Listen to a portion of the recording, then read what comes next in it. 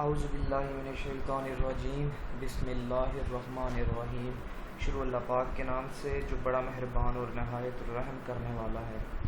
Students, principles of macro economics का chapter number 23 हम लोग कर रहे थे, 6 debates about macro economic policy.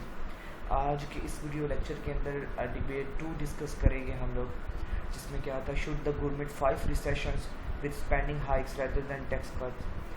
क्या गवर्नमेंट को जो है वो रिसेशन के साथ मुकाबला करना चाहिए टैक्स कट्स के अलावा किसी और तरीके से, मतलब किस तरह स्पेंडिंग हाइट्स जो है हाइक्स उनको इम्पोर्टेंस दे के, मतलब अपनी स्पेंडिंग चेंज करके गवर्नमेंट क्या मुकाबला कर सकती है, करना चाहिए या नहीं, इसके बारे में हम लोग यहाँ पे डिस्कस करेंगे।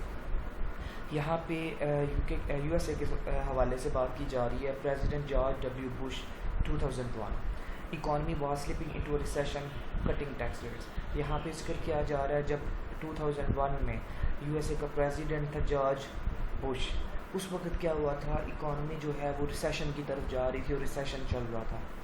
वहाँ पे फिर इस चीज़ को कवर करने के लिए, रिसेशन से बचने के लिए क्या किया गया, टैक्स रेट जो है वो कम कर दिए गए। ठीक है, अब इसको हम बाद में आगे डिटेल में डिस्कस करेंगे कि टैक्स रेट कम करने के क्या असरात हो सकते हैं। ठीक है, फिर इसी तरह जिक्र किया जा रहा है प्रेसिडेंट बाराक ओबामा 2009 में क्या हुआ था, जब बाराक ओबामा था, वर्स्ट रिसेशन चल रहा था इस टाइम के अंदर।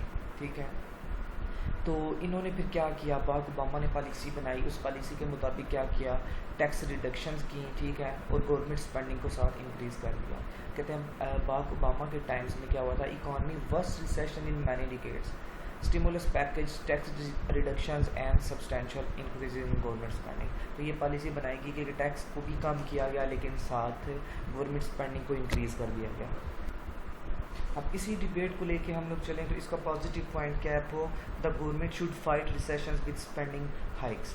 अब यहाँ पे कहते हैं जॉन मैनॉर्ड केन्स कि इसने क्या किया, जब थ्योरी दी थी अपनी the general theory of employment, उसमें जिक्र किया गया कि जब ज़्यादा रिसेशन चल रहा था, इससे पहले 1930 का जिक्र हवाला दे रहा है वहाँ पे, तो क्या होता था कि रिसेशन की वजह से और ज़्यादा फंडामेंटल प्रॉब्लम्स आ रहे थे इकॉनमी के अंदर। ठीक है, और जिसका सबसे बड़ा असर क्या हो रहा था, इनएडिकेट एग्रीगेट डिमांड, जो एग्रीगेट डिमांड थी वो ठीक नहीं रह रही थी, वो कम हो रही थी।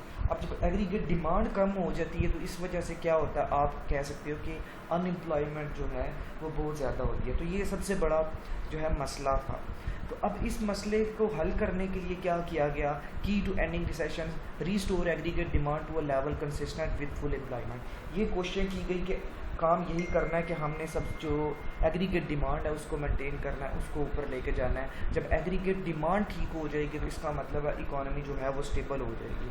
अब इसको किस तरह से कवर किया जा सकता है, इसके लिए कुछ पॉलिसीज़ बनाएंगे कि कौन सी हेल्पफुल हो सकती हैं। यहाँ पे वो पॉलिसी मेकर्स अपने जो माइंड में रख सकते हैं जब भी पॉलिसीज़ बनाएंगे।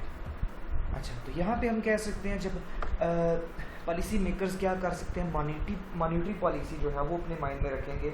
हम कहते हैं कि जो फर्स्ट लाइन ऑफ डिफेंस है वो कौन सी होती है पॉलिसी मेकर्स के लिए, मॉनिटरी पॉलिसी, कि वो मॉनिटरी पॉलिसी की मदद से रिसेशन को कंट्रोल कर सकते हैं, एग्रीगेट डिमांड को ऊपर लेके जा सकते हैं और अनएम्प्लॉयमेंट को क्लियर कर सकते हैं। अब यहाँ पे क्या क्या जो है एक्शंस लिए जा सकते हैं, हम इससे पहले जिक्र कर चुके हैं कि ओपन मार्केट ऑपरेशंस कुछ होते हैं मॉनिटरी पॉलिसी के अंदर, वो किए जाते हैं। तो यहाँ पे हम मॉनिटरी पॉलिसी को क्या नाम देंगे, हम कहेंगे first line of defence economic downturns. अब इसमें हमने करना क्या है, इसमें होगा इंक्रीजिंग द मनी सप्लाई को इंक्रीज़ किया जाता है मॉनिटरी पॉलिसी की मदद से। किस तरह से इंक्रीज़ हो सकता है, इंटरेस्ट रेट को कम कर दिया जाता है, कॉस्ट ऑफ बारविंग जो है उसको भी कम कर दिया जाता है, स्पेंडिंग ऑन इन्वेस्टमेंट ये जो है इसको ज़्यादा कर दिया जाता है। और इस वजह से क्या रिजल्ट निकलता है कि एग्रीगेट डिमांड ज़्यादा हो जाती है। जब एग्रीगेट डिमांड ज़्यादा होती है तो इसका मतलब प्रोडक्शन ज़्यादा हो जाएगी और प्रोडक्शन की वजह से जो लेबर फोर्स है उनको बेनिफिट मिलेगा और अनएम्प्लॉयमेंट हम कहते हैं कि वो कम होना शुरू हो जाती है। इस तरह से बेनिफिट मिलना शुरू होता है। तो जब अनएम्प्लॉयमेंट ठीक होती है तो इसका मतलब है ओवरऑल इकॉनमी जो है वो स्टेबल होने की तरफ जा रही है। ठीक है, इसके बाद हम कह सकते हैं कि अगर मॉनिटरी पॉलिसी के अलावा कोई ऑप्शन है तो वो कौन सी होती है, अगर मॉनिटरी पॉलिसी नहीं यूज़ की जाती तो फिर कौन सी है। इसके बाद दूसरे नंबर पे इस पर आता है फिस्कल पॉलिसी। अब फिस्कल पॉलिसी को यूज़ करते हुए किस तरह से रिसेशन का मुकाबला किया जा सकता है। रिसेशन में क्या हो रहा था कि अनएम्प्लॉयमेंट जो है वो बहुत ज़्यादा हो रही थी और एग्रीगेट डिमांड बहुत कम हो रही थी। तो इस तरह अगर फिस्कल पॉलिसी की मदद से इसको जो ठीक किया जा सकता है, तो फिस्कल पॉलिसी में क्या हो सकता है कि हम ये कह सकते हैं कि अगर आपके मॉनेटरी पॉलिसी के टूल्स जो हैं वो फेल हो जाते हैं डिज़ायर्ड रिजल्ट्स हासिल करने में, तब जाके हम फिस्कल पॉलिसी जो है यूज़ करते हैं। तो फिस्कल पॉलिसी बेसिकली गवर्नमेंट के स्पेंडिंग और रेवेन्यूज़ के बारे में होती है। तो हम यहाँ पे कह सकते हैं कि पहली टेक्निक इसके अंदर आ जाती है कटिंग टैक्सेस। कटिंग टैक्सेस क्या मुराद है कि गवर्नमेंट जो है वो टैक्सेस लोगों के ऊपर कम कर देती है। अब गवर्नमेंट जब टैक्सेस कम करेंगी तो इसके रिज़ल्ट क्या निकल सकते हैं, increase house hold disposable income. जो हाउस होल्ड जितने भी उनके पास जो इनकम होती है वो ज़्यादा हो जाती है। ज़ाहिर बात है जब टैक्स पे नहीं करना तो सेविंग भी बढ़ना शुरू हो जाएगी। इंक्रीज स्पेंडिंग ऑन कंजम्पशन, और इस तरह से लोगों के पास पैसा ज़्यादा होगा तो वो क्या करेंगे, वो कंजम्पशन करना शुरू कर देंगे, ख़रीदना शुरू कर देंगे। ठीक है, अब इसके अलावा क्या किया जा सकता है, दूसरी ऑप्शन फिस्कल पॉलिसी के अंदर क्या है, इंक्रीज गवर्नमेंट स्पेंडिंग। क्योंकि हमें पता है हमारी फिस्कल पॉलिसी के अंदर दो मेन चीज़ें होती हैं, गवर्नमेंट के रेवेन्यूज़ और गवर्नमेंट की स्पेंडिंग। गवर्नमेंट के रेवेन्यूज़ किस तरह से बनते हैं, टैक्स डिडक्शन जो हो रही होती हैं, टैक्स अप्लाई जो किया जा रहा होता है। तो अब फिस्कल पॉलिसी के अंदर पहली ऑप्शन ये है कि गवर्नमेंट अपना रेवेन्यू कम कर रही होती है, टैक्स कम कर देती है। दूसरी तरफ इसकी दूसरी ऑप्शन ये होती है गवर्नमेंट स्पेंडिंग को इंक्रीज़ कर देती है। अब स्पेंडिंग को जब इंक्रीज़ किया जाता है इसकी वजह से होता क्या है, हम कहते हैं कि स्पेंडिंग इंक्रीज़ करने से डायरेक्टली एग्रीगेट डिमांड जो है वो ज़्यादा हो जाती है। यहाँ पे इकोनॉमिस्ट कहते हैं कि फिस्कल पॉलिसी के अंदर जो कटिंग टैक्सेस है ये रूल इतना ज़्यादा बेनिफिट नहीं दे रहा होता। क्यों नहीं दे रहा होता, कहते हैं कि लोगों को पता होता है इस बारे में कि जो टैक्स कम किए जा रहे हैं ये शॉर्ट टाइम के लिए हैं। जब टैक्स कम होते हैं तो लोग सेविंग करना शुरू कर देते हैं, और जब सेविंग करना शुरू कर देते हैं इसका मतलब है सर्कुलेशन में पैसा कम हो गया, स्पेंडिंग कम होगी, और इस वजह से एग्रीगेट डिमांड के ऊपर कोई फ़र्क नहीं पड़ा।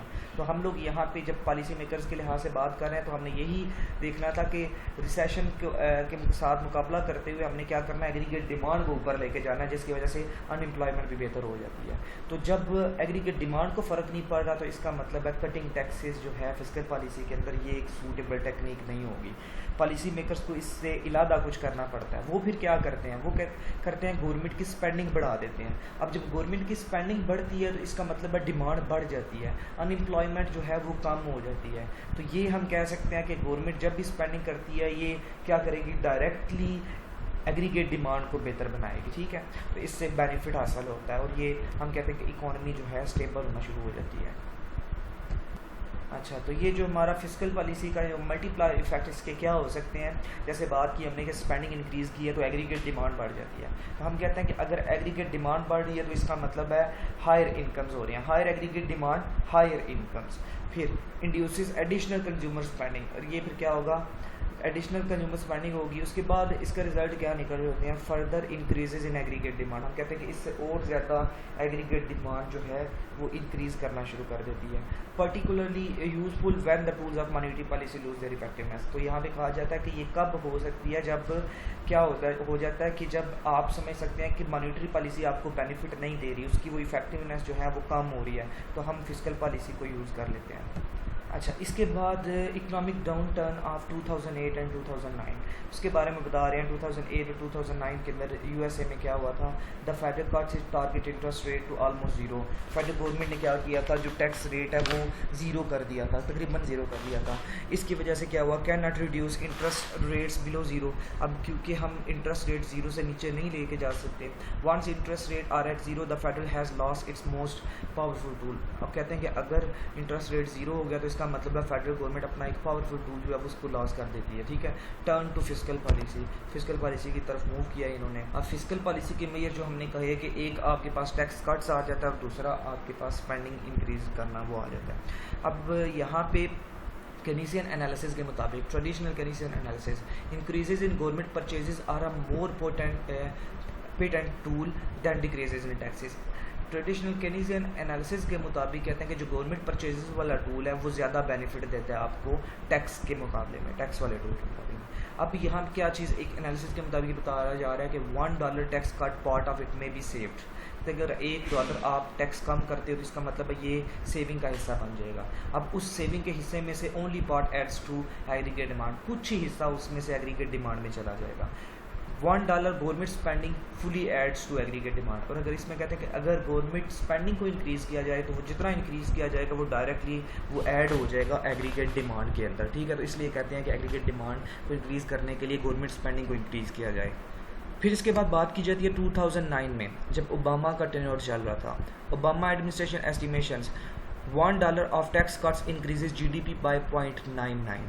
कहते हैं कि इसके मुताबिक क्या हुआ कि अगर $1 टैक्स कम किया गया तो उसकी वजह से GDP में $0.99 इजाफा हुआ था। लेकिन इसके मुकाबले में अगर $1 गवर्नमेंट परचेजेस इंक्रीज़ की गई हैं तो उसकी वजह से क्या हुआ, 1.59 GDP में इजाफा हुआ। The $800 billion stimulus package create और save more than 3 million jobs by the end of the president second year in office. तो कहते हैं जब $800 बिलियन का पैकेज दिया गया इस गवर्नमेंट की तरफ से, तो इस वजह से क्या हुआ, 3 मिलियन जॉब्स जो हैं वो बनी दूसरे साल में इस ओबामा के दौर में। इस वजह से क्या हुआ, इकोनॉमी जो है वो स्टेबल। अब हम ये बात करेंगे कि जो गवर्नमेंट की स्पेंडिंग है वो किस तरह से इंक्रीज़ की जाती है। कहते हैं 3 काइंड्स ऑफ गवर्नमेंट स्पेंडिंग। एक होता है कौन सी टाइप सॉरी होती है उसकी 3 काइंड जो है। इसमें शॉवल रेडी प्रोजेक्ट्स जैसे आप कंस्ट्रक्शन के प्रोजेक्ट्स लेते हैं, रोड्स बन जाती है, मैप बन रहा है, इस तरह रोड मैप जो है इसमें बेहतरी आ रही है, तो इसलिए क्या होता है ये ऐसे प्रोजेक्ट होते हैं कि बेनिफिट मिलता है। पाकिस्तान के लिहाज से बात करें तो CPEC जैसे प्रोजेक्ट है, अब इस वजह से लोगों को रोज़गार मिल रहा है, हम कहते हैं इकॉनमी स्टेबल होगी। इसके बाद जो सेकंड गवर्नमेंट स्पेंडिंग की ऑप्शन आ जाती है वो आती है federal aid to state and local governments. कि फेडरल गवर्नमेंट जो है वो क्या करती है, एड देना शुरू कर देती है लोकल गवर्नमेंट्स को। लोकल गवर्नमेंट्स उस एड का क्या करते हैं, सैलरीज देते हैं एम्प्लॉयज़ को या बजट के लिए उनको बेनिफिट दे रही होती है। Constitutionally required to run balance budget. फिर इसके बाद तीसरा क्या हो सकता है, increase payments to the jobless unemployment insurance system. कि जो भी जॉबलेस बंदे हैं उनको कुछ टेक्निक्स इस तरह की जाएँ कि उनको बेनिफिट मिले। जैसे हम पाकिस्तान की बात करें तो अभी कोरोना के डेज में क्या हुआ था, 12,000 पैकेज दिया गया गवर्नमेंट की तरफ से उन तमाम लोगों को जो डिजर्विंग थे, ठीक है। तो ये एक गवर्नमेंट स्पेंडिंग का एक टाइप बन जाती है। इसके बाद कौन नेगेटिव पॉइंट्स की बात की जाए तो government should fight recession with tax cuts. Tax cuts में क्या होता है, एग्रीगेट डिमांड तो बढ़ रही है। Increase house hold disposable income, साथ इसकी वजह से क्या हुआ, टैक्स कट किया आपने तो लोगों की इनकम जो है वो बढ़ जाती है। By altering incentive stimulate investment. अब ये इस वजह से क्या हुआ, टैक्स कट की वजह से लोगों की इनकम बढ़ी, इसका मतलब एग्रीगेट के ऊपर डायरेक्ट इफेक्ट नहीं पड़ा। तो अगर एग्रीगेट सप्लाई को इंक्रीज़ किया टैक्स कट की मदद से तो क्या हुआ, unemployed incentive to search for jobs, unemployed incentive to work longer hours. उन लोगों को बेनिफिट मिला कि जो जॉब ढूंढना चाहते हैं उनको बेहतर जॉब मिल सके, और जो ऑलरेडी जॉब कर रहे हैं उनको क्या होगा, नए एग्रीमेंट्स लॉन्गर हावर्स जो है।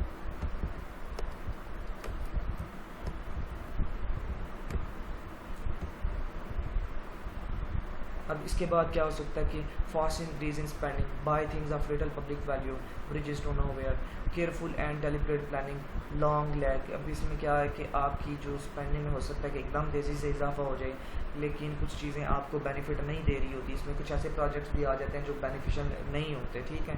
इसके बाद क्या है कि ये लंबा अरसा इसके लिए चाहिए होता है, एक लंबी प्लानिंग होती है ये वाली, ठीक है।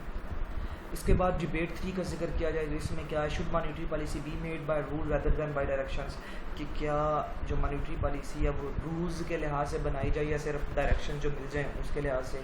तो इसमें क्या है कि स्पेशल एक मीटिंग करके एक प्रॉपर प्लानिंग के साथ ये काम किया जाता है। फेडरल ओपन मार्केट कमेटी बनती है जिसके अंदर क्या होता है, sets monetary policy, complete direction, meets about every 6 weeks, evaluate the state of the economy, short-term interest rate, raise, lower or leave unchanged, the federal adjust the money supply। कहते हैं कि यहाँ पे फेडरल ओपन मार्केट कमेटी बनाई जाती है जिसका मकसद क्या होता है, मॉनेटरी पॉलिसी बनाना है, डायरेक्शंस बनानी है। अब हर 6 वीक्स के बाद उन्होंने क्या करना है, मीटिंग रखनी है, इंटरेस्ट रेट को लिहाज से एनालिसिस करना है, कभी अगर इंक्रीज़ करने की ज़रूरत पड़ी, इंक्रीज़ करना है, डिक्रीज़ करना है इसको, या फिर बिल्कुल अनचेंज छोड़ देना, ठीक है।